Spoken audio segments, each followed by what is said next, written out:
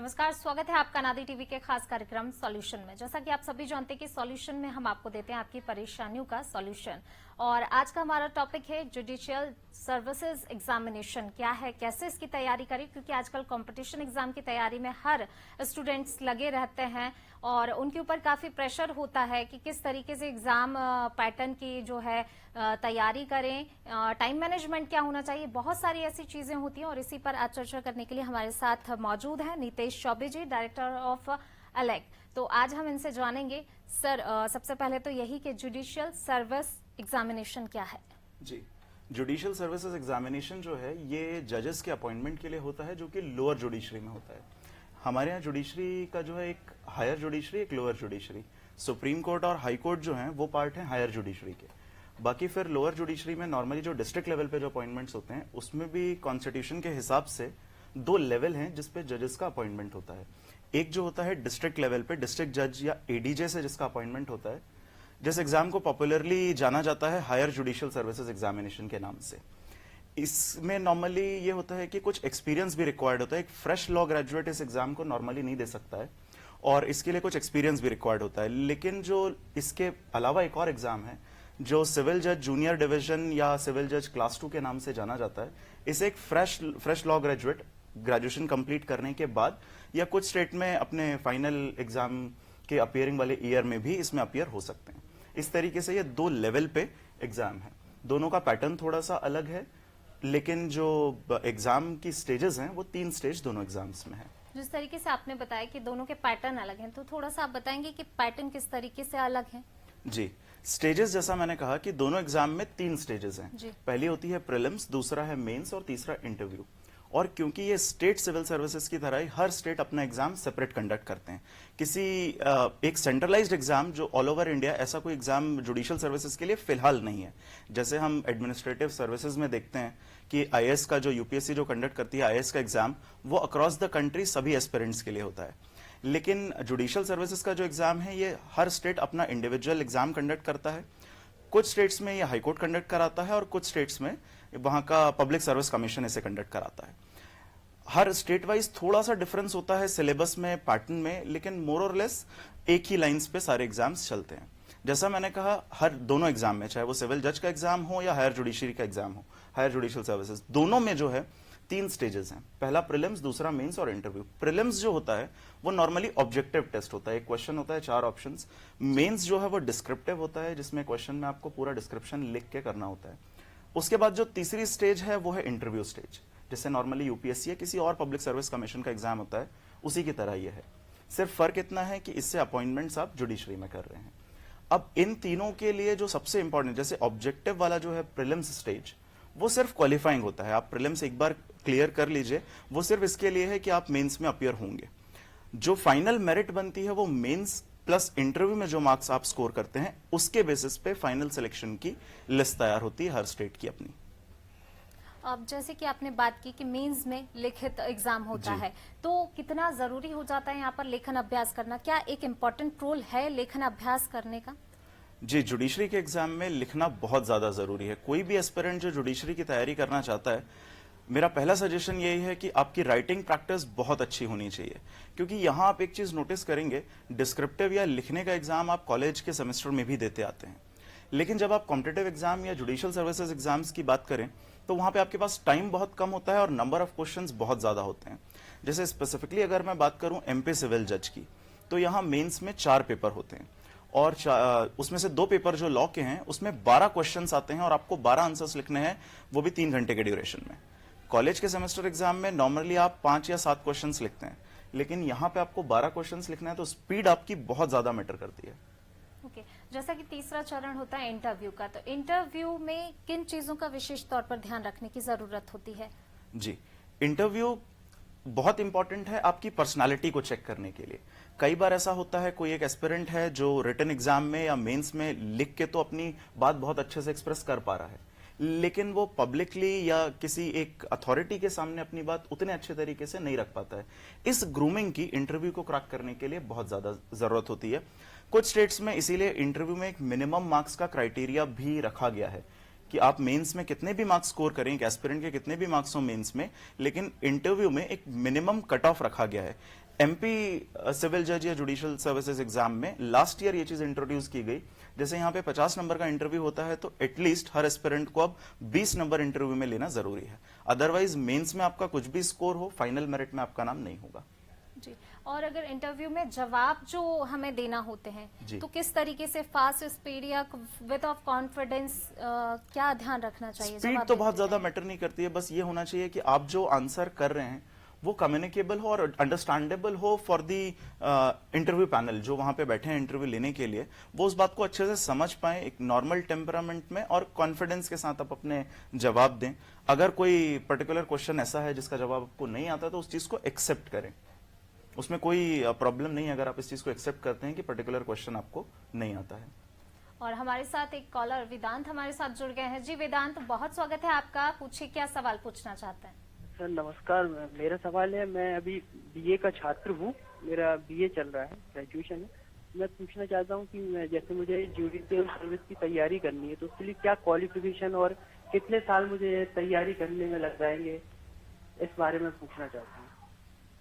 तो ये बीए के छात्र हैं और अभी ये तैयारी करना चाह रहे हैं तो कितना टाइम इनको लगेगा, ये जानना चाहते हैं।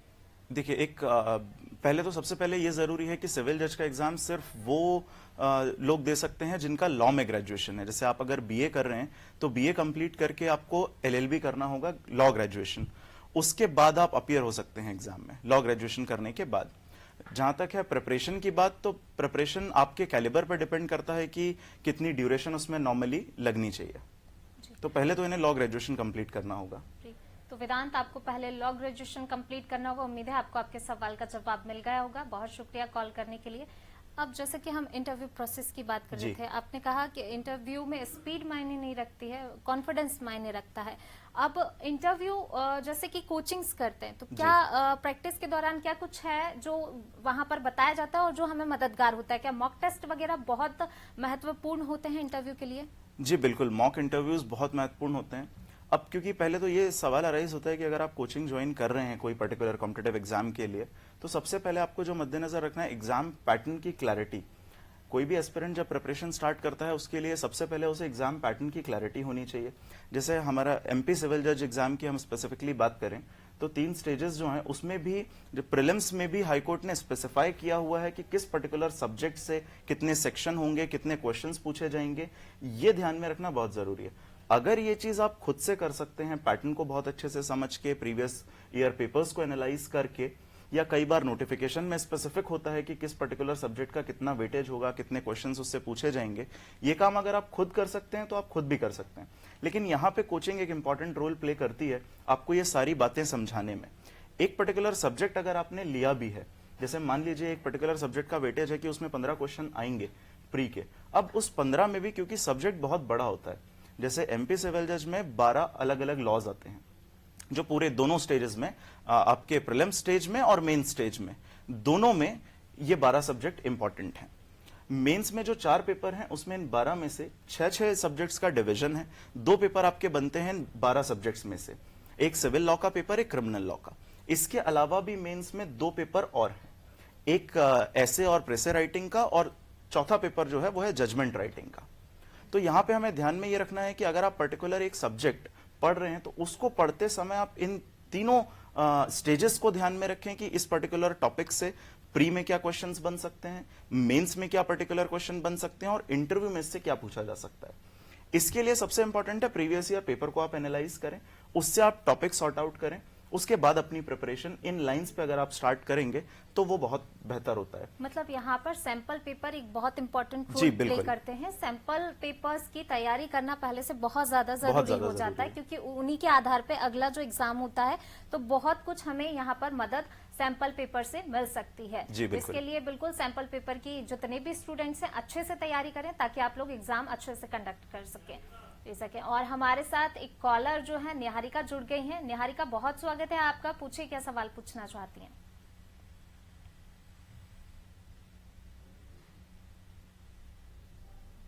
निहारिका जी, पूछिए अपना सवाल। हेलो जी निहारिका जी, पूछिए आपका सवाल। मैं ये पूछना चाह रही थी कि कोई बुक्स रिकमेंड करना चाहते हैं क्या सर? हम बुक्स को लेकर पूछना चाह रही थी मैं कि कैसे स्टडीज करनी चाहिए। जी, जहां तक बुक्स की बात है तो अगर आपने सब्जेक्ट स्पेसिफाई कर लिए, क्योंकि ये जो एग्जाम है हर स्टेट अपना अलग कंडक्ट करता है, थोड़ा सा वेरिएशन सब्जेक्ट्स में होता है। जैसे लॉ में आप देखेंगे जो प्रोसीजरल लॉज हैं, Indian evidence act, CrPC, CPC, ये कॉमन है, लगभग हर स्टेट में इनसे एग्जाम्स आते हैं। बुक्स पे जाने के पहले मैं रिकमेंड करूंगा कि जो लॉ में जो बेरेक्ट्स होते हैं वो बहुत इंपॉर्टेंट है। आप पहले बेरेक्ट को बहुत अच्छे से स्टडी कर लीजिए, उसके बाद आप बुक को रेफर करेंगे एक टॉपिक पे कंसेप्चुअल क्लैरिटी के लिए तो ज्यादा बेटर है। पहले आप बेरेक्ट को अगर फॉलो करेंगे तो उससे सब्जेक्ट का एक फ्लो चार्ट आपके दिमाग में बनता है। उसके बाद आप कोई पर्टिकुलर टॉपिक जिसको समझने में आपको प्रॉब्लम हो रही है, उसके लिए कोई भी बुक आप रेफर कर सकते हैं। जुडिशियल सर्विसेज की प्रिपरेशन के लिए कोई सिंगल बुक रिकमेंड करना तो पॉसिबल नहीं है, लेकिन हाँ सब्जेक्ट वाइज जो आप टेक्स्ट बुक्स इस्तेमाल करते हैं उनको ही आप नॉर्मली कंसल्ट करिए। और सबसे इंपॉर्टेंट तो आपका बेरेक्ट है कोई भी एग्जाम जुडिशरी का क्रैक करने के लिए। प्रीलिम्स में भी क्योंकि सीधे क्वेश्चंस बेरेक्ट से बनते हैं, मेंस में भी करने के लिए क्योंकि जैसा हमने अभी डिस्कस किया कि यहाँ पे राइटिंग स्पीड बहुत इंपॉर्टेंट है और समय आपके पास कम है, कंटेंट आपको उतने ही समय में अपना लिखना है।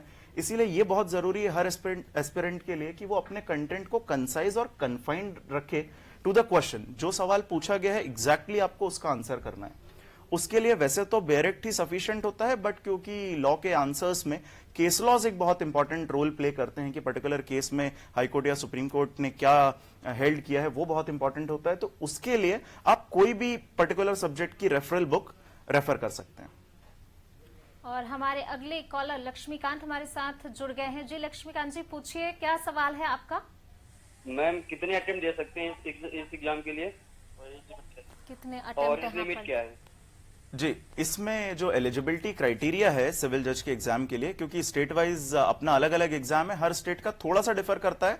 कुछ स्टेट्स में अटेम्प्ट की लिमिट है, कुछ स्टेट्स में नहीं है। जैसे मध्य प्रदेश जुडिशियल सर्विसेज की अगर मैं बात करूं, एमपी सिविल जज की, तो यहां नंबर ऑफ अटेम्प्ट्स की कोई लिमिट नहीं है, आप कितने भी अटेम्प्ट्स दे सकते हैं।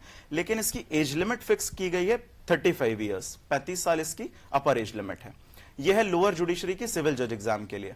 अगर एचजेएस की आप बात करें, एडीजे लेवल का जो एग्जाम है उसकी मिनिमम एज है 35 और वहां पे ग्रेजुएशन के साथ साथ आपको एक्सपीरियंस भी रिक्वायर्ड है। 7 साल का एटलीस्ट बार का एक्सपीरियंस होना चाहिए एज एन एडवोकेट, उसके बाद ही आप उस एग्जाम में अपीयर हो सकते हैं। जी, यहाँ पर इन्होंने जैसे अटेम्प्ट की बात की, आपने क्राइटेरिया भी बताया, इसको पूरे तरीके से समझना चाहेंगे कि आखिर एलिजिबिलिटी क्राइटेरिया होता क्या है। क्वालिफिकेशन भी यहाँ पर आपसे जानना चाहेंगे कि क्वालिफिकेशन क्या होनी चाहिए, क्योंकि कई लोग अभी भी इस चीज को पूरे तरीके से नहीं जानते हैं। तो जो नए स्टूडेंट्स हैं उनके लिए हम यहाँ पर जानकारी ये देना चाहेंगे। जी बिल्कुल, जुडिशियल सर्विसेज की अवेयरनेस थोड़ी सी कम है। इनफैक्ट ये भी देखने में आता है कि जो लॉ ग्रेजुएशन कर रहे हैं या कर चुके हैं उन्हें भी पूरी तरीके से एलिजिबिलिटी क्राइटेरिया, एग्जाम पैटर्न, इससे रिलेटेड कंफ्यूजन्स हैं, क्लैरिटी नहीं है इस चीज पे। एलिजिबिलिटी क्राइटेरिया के बारे में मैं बताना चाहूंगा, जैसा हमने डिस्कस किया कि एग्जाम दो लेवल पे कंडक्ट होता है, एक एडीजे लेवल पे, एक सिविल जज जूनियर डिवीजन लेवल पे। तो जो एडीजे लेवल है उसमें जो एज लिमिट है वो मिनिमम 35 ईयर्स है, कम से कम 35 ईयर्स, और साथ में लॉ ग्रेजुएशन के बाद एटलीस्ट 7 साल की प्रैक्टिस एज एन एडवोकेट, उसके बाद आप उस एग्जाम में अपीयर हो सकते हैं। सिविल जज जूनियर डिवीजन की अगर मैं बात करूं तो सिविल जज जूनियर डिवीजन में प्रैक्टिस की जरूरत नहीं है, एक्सपीरियंस की जरूरत नहीं है, लेकिन लॉ ग्रेजुएशन आपका कंप्लीट होना चाहिए। मध्य प्रदेश में लॉ ग्रेजुएशन कंप्लीट होने के बाद ही आप सीजे का एग्जाम दे सकते हैं। कुछ स्टेट्स हैं जो फाइनल ईयर अपीयरिंग, जिनका फाइनल ईयर होता है लॉ का, उन्हें अलाउ करते हैं, जैसे राजस्थान में फाइनल ईयर स्टूडेंट भी एग्जाम दे सकते हैं। अपर एज लिमिट का यहाँ पे कोई क्राइटेरिया नहीं है। जी, अब अगर जैसे हमने ये तो बात कर ली क्राइटेरिया की, अब इसके बाद कितना टाइम देना जरूरी होता है प्रिपरेशन के लिए, कितना ड्यूरेशन यहाँ पर हमें देना चाहिए ताकि हम जल्द से जल्द जो है इस एग्जाम को क्रैक कर सकें। जी, यहाँ पे ये समझना बहुत जरूरी है सिविल जज के एग्जाम या किसी भी कॉम्पिटिटिव एग्जाम को तैयारी करने के लिए कि इस एग्जाम में कितनी ड्यूरेशन आपको प्रिपरेशन में लगेगी। और उससे पहले एक सवाल ये आता है कि किस स्टेज पे आपको एक पर्टिकुलर एग्जाम की तैयारी स्टार्ट कर देनी चाहिए। अगर मैं जुडिशरी की बात करूं तो लॉ ग्रेजुएशन में अब कुछ स्टूडेंट्स का सवाल यह भी होता है कि ग्रेजुएशन कंप्लीट होने के बाद ही हम अपनी तैयारी शुरू करें या फिर लॉ ग्रेजुएशन के ड्यूरेशन में ही हम पढ़ना स्टार्ट कर दें। तो मैं कहूंगा ये आपकी इंडिविजुअल कैपेसिटी पे भी डिपेंड करता है, लेकिन एक जनरल रूल की अगर इसके रिगार्डिंग हम बात करें तो जो मैं सजेस्ट करता हूं एस्पिरेंट्स को कि जब आप लॉ ग्रेजुएशन में एडमिशन लेते हैं, जैसा कि हम जानते हैं अभी नॉर्मली 5 ईयर लॉ ही बहुत प्रेवलेंट है, ग्रेजुएशन के बाद जो 3 साल वाला लॉ होता था उसका कल्चर अब थोड़ा सा कम हो गया है और 5 ईयर लॉ बहुत प्रेवलेंट है। तो 5 ईयर लॉ में मुझे ऐसा लगता है कि आपको शुरू के जो 3 साल हैं वो तो चीजें एक्सप्लोर करने में ही स्पेंड करनी चाहिए, रादर देन कि आप यहीं पे कोई एक डिसीजन ले लें कि मैं जुडिशियल सर्विसेज में जाऊंगा या मैं सिविल सर्विसेज में जाऊंगा या मैं लिटिगेशन करूंगा या मैं कॉर्पोरेट में जॉब करूंगा। ये डिसीजन इतनी अर्ली स्टेज में लेना मेरे हिसाब से ठीक नहीं है। वो समय आपके लिए होता है अलग अलग चीजों को ट्राई करके उनको समझने के लिए। आप इंटर्नशिप्स करिए, सेमेस्टर ब्रेक के बाद जो आपको टाइम मिलता है उसमें इंटर्नशिप्स करिए ज्यादा से ज्यादा। आप कॉर्पोरेट में भी इंटर्नशिप करके देखिए, आप लॉयर्स के साथ इंटर्नशिप करके देखिए, जजेस के साथ भी ये प्रोविजन होता है कि आप इंटर्नशिप्स करके देख सकते हैं, जिससे हर स्टूडेंट अपना एरिया ऑफ इंटरेस्ट डिराइव कर ले। क्योंकि आप किसी और का एक्सपीरियंस सुनेंगे, उसके बेस पे आप अपना डिसीजन लेंगे, इससे बेहतर हमेशा ये होता है कि आप खुद वो एक्सपीरियंस लें और फिर ये डिसाइड करें कि मुझे इस पर्टिकुलर एग्जाम की तैयारी करनी है। मेरे हिसाब से एज ए जनरल रूल आप 3 साल इस चीज में स्पेंड करिए। जब आप ग्रेजुएशन के 4th ईयर में आते हैं, ये वो स्टेज है जहां आपको एक डिसीजन लेना होता है कि आपको किस पर्टिकुलर सेक्टर में जाना है। और अगर आप यहां पे डिसाइड करते हैं कि मुझे जुडिशियल सर्विसेज में ही जाना है, तो आपको प्रिपरेशन 4th ईयर से ही स्टार्ट कर देनी चाहिए, एक बेसिक लेवल से। जैसा हमने एक कॉलर को भी बताया कि बेरेट सबसे पहले आप फॉलो करना स्टार्ट करें, आप सिलेबस को बहुत अच्छे से समझें पर्टिकुलर। और जुडिशियल सर्विसेज क्योंकि स्टेट वाइज हो रहा है, तो ये मेरे हिसाब से मेरा ये सजेशन होता है एस्पिरेंट को कि पहले आप कोई एक स्पेसिफिक स्टेट टारगेट करें। एक जनरल प्रिपरेशन की बजाय अगर आप एक पर्टिकुलर स्टेट टारगेट करेंगे, तो जो बेसिक लॉ के सब्जेक्ट हैं, जैसा मैंने अभी बताया कि प्रोसीजरल लॉज हैं तीनों, वो हर जुडिशरी के लिए इंपॉर्टेंट है। एक कोई भी पर्टिकुलर स्टेट आप ले लीजिए, उसकी प्रिपरेशन स्टार्ट करिए, बेसिक लॉज आपके प्रिपेयर हो जाएंगे, साथ ही उसमें कुछ स्पेसिफिक लॉज होंगे जो उस पर्टिकुलर स्टेट में आते हैं। जैसे एक चीज होती है लोकल लॉज, जो हर स्टेट के अपने अलग होते हैं और हर जुडिशरी में ये पूछे जाते हैं इनसे सवाल। तो आप किसी पर्टिकुलर स्टेट को जब तैयार कर रहे हैं, उसके आप लोकल लॉज प्रिपेयर कर लीजिए। कॉमन लॉज जो है लगभग 6 से 7 सब्जेक्ट हर स्टेट की जुडिशरी में कॉमन है, वो जब आपके बहुत अच्छे से प्रिपेयर हो जाएं, एक पर्टिकुलर स्टेट के लोकल लॉज और अदर लॉज जो स्पेसिफिकली सिर्फ उसी स्टेट में आते हैं, उसकी अगर आपने प्रिपरेशन कर ली है, उसके बाद आप दूसरे स्टेट्स के जो बचे हुए सब्जेक्ट हैं उनको भी आप प्रिपेयर कर सकते हैं। हमारे साथ यहाँ पर जी। एक कॉलर प्रतीक जुड़ गए हैं। जी प्रतीक, बहुत स्वागत है आपका, पूछिए क्या सवाल है। जिन्होंने 3 साल का लॉ कोर्स किया, क्या वो एग्जाम दे सकते हैं? प्रतीक जी, आपकी आवाज नहीं मिल पा रही है ठीक से, एक बार फिर से अपना सवाल दोहराइए प्लीज।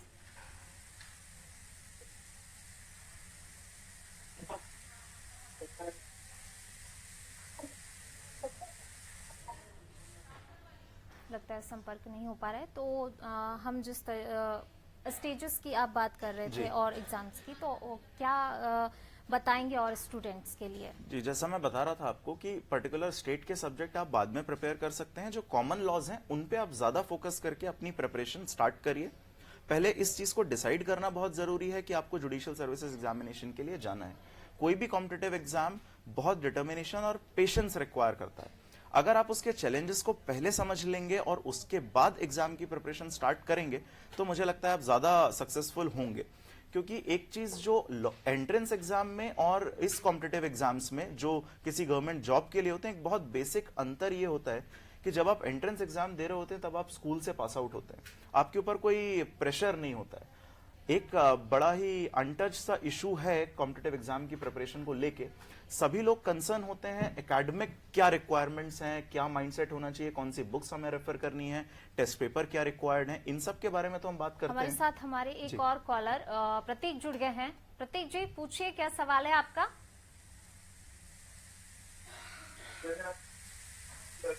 हेलो जी प्रतीक जी, पूछिए अपना सवाल। प्रतीक नहीं, अंतरिक्ष बोल रहा हूँ मैम।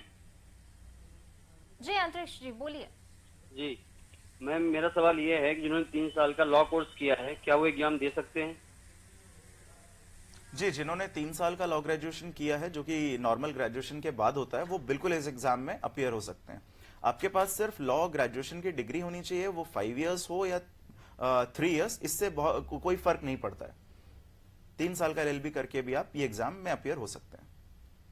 तो अंतरिक्ष जी, उम्मीद है आपको आपके सवाल का जवाब मिल गया होगा। तो यहाँ पर हमने लॉ को जाना कि किन किन तरीकों से हमें तैयारी करनी चाहिए। अब अगर हम बात करें सेल्फ स्टडी की, तो सेल्फ स्टडी कितनी जरूरी होती है या कितना महत्वपूर्ण हो जाता है? अगर कोचिंग कोई नहीं कर रहा है तो किस तरीके से सेल्फ स्टडी कर सकते हैं? जी, नॉर्मली एस्पिरेंट में ये एक बहुत ही कॉमन सा सवाल है कि इस पर्टिकुलर एग्जाम के लिए क्या कोचिंग करने की जरूरत है। और मेरे हिसाब से हर एग्जाम में आज के दौर में अगर आप बात करें तो हर एग्जाम के लिए आपको इनफ कंटेंट वैसे भी अवेलेबल है। अगर एक शब्द में मैं इसका जवाब दूं तो नहीं, कोचिंग हमेशा रिक्वायर्ड नहीं है। लेकिन क्योंकि इन एग्जाम्स में सिलेबस बहुत वास्ट होता है, उस पे क्लैरिटी अगर आप खुद ले सकते हैं प्रीवियस ईयर पेपर्स को एनालाइज करके, सैंपल पेपर्स को देख के, जो एग्जाम में नोटिफाई होता है सिलेबस उसको देख के अगर आप खुद शॉर्ट लिस्टिंग ये कर सकते हैं कि हमें पर्टिकुलर सब्जेक्ट को कितना समय देना है, कितनी चीजें उसमें पढ़नी है। अगर ये काम आप खुद कर सकते हैं तो हाँ, सेल्फ स्टडी में भी आप अपने लेवल पे एग्जाम क्रैक कर सकते हैं। कोचिंग यहाँ पे आपको थोड़ी सी हेल्प ये दे देते हैं कि ये वाला जो काम है कि क्या पढ़ना है और क्या नहीं पढ़ना है, ये कोचिंग आपके लिए करके दे देते हैं। क्योंकि एक फ्रेश लॉ ग्रेजुएट को उतना अंदाजा नहीं होता है। अगर आप सेल्फ स्टडी करके एग्जाम दे रहे हैं तो ये हो सकता है कि आपको समय थोड़ा ज्यादा लग सकता है, लेकिन अगर आप किसी कोचिंग को ज्वाइन करते हैं तो वो समय थोड़ा कम हो जाएगा। अगर जो स्टूडेंट सेल्फ स्टडी कर रहे हैं उनके लिए मेन की पॉइंट्स क्या हैं जो उन्हें ध्यान में रखना चाहिए?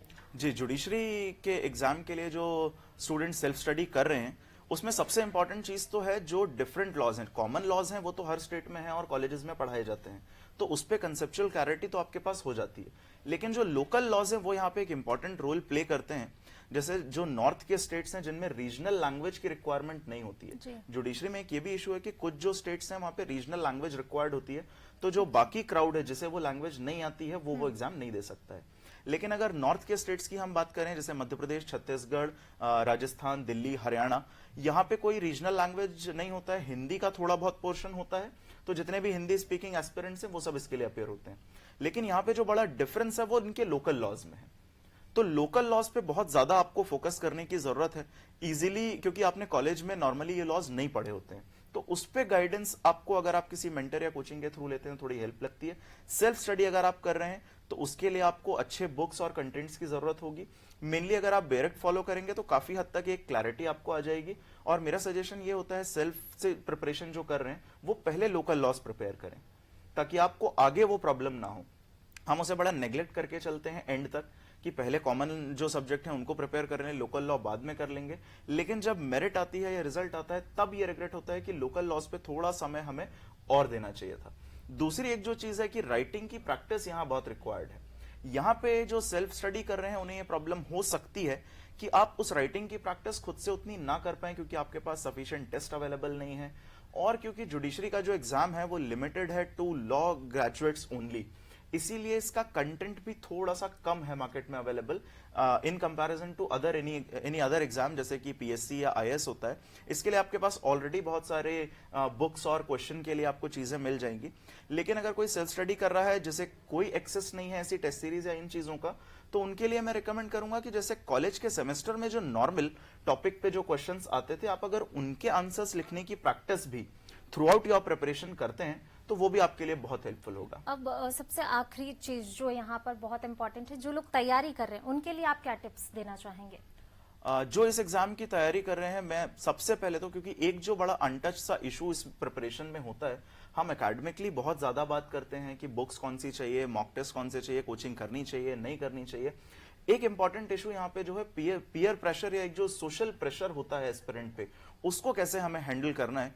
क्योंकि जैसा मैंने बताया कि ये एग्जाम एंट्रेंस एग्जाम से डिफरेंट है, क्योंकि आप ऑलरेडी ग्रेजुएशन कंप्लीट कर चुके हैं, अब आपके ऊपर एक प्रेशर है सोसाइटी अपना सेटल डाउन होने का और एक जॉब लेने का। उस प्रेशर को मैनेज करते हुए आपको पढ़ाई करनी है, तो सबसे पहले तो एक सही माइंडसेट, एक पॉजिटिव माइंडसेट आपको रखने की जरूरत है कि आप जो प्रोसेस अपना रहे हैं एग्जाम को तैयार करने के लिए, वो सिर्फ उस एग्जाम फोकस ना रख के थोड़ा सा अपनी ग्रूमिंग पे ध्यान देंगे। उस जैसे एक अप्रोक्सीमेट ड्यूरेशन जो मुझे लगता है वो 10 से 12 महीने, 1 साल की लगभग ड्यूरेशन इसके लिए आपको देनी चाहिए।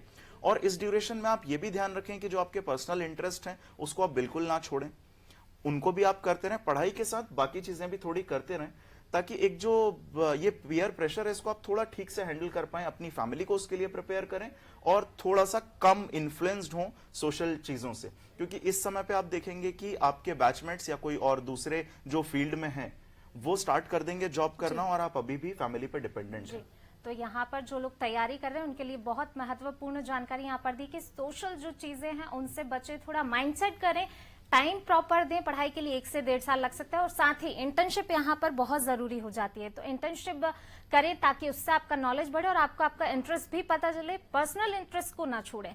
तो बहुत शुक्रिया आपका इतनी महत्वपूर्ण जानकारी हमारे दर्शकों को देने के लिए। फिलहाल सॉल्यूशन में बस इतना ही। मुझे दीजिए इजाजत। लगातार खबरों के लिए बने रहिए अनादि टीवी के साथ। नमस्कार।